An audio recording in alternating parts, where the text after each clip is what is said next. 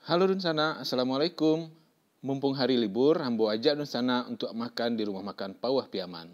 Rumah makan Pauah Piaman ko merupakan salah satu rumah makan favorit Ambo jo keluarga.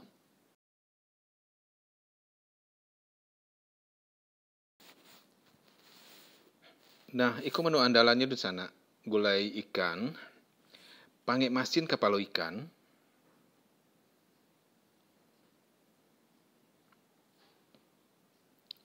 ayam goreng balado,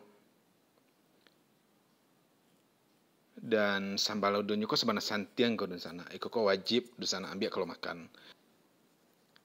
Kalau ikan goreng ko wajib ambo makan setiap ambo pai ke Pauah Piaman ko.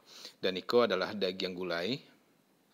Dan wak mulai saja sana makannya sana wak masukan sado-sado ini kelam piring, nasi, gulai ikan goreng, wak masukan pulau ladonya di sana jangan lupa.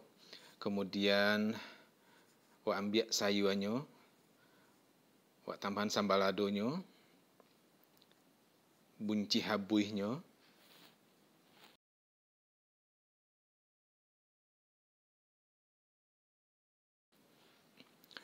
ambo jamin di sana bertambah-tambah makan di sekun sana.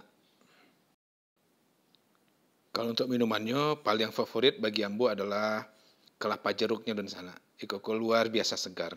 Dan kalau di sana kasih ko, jangan lupa pasan menu-menu yang ambo sebutkan tadi.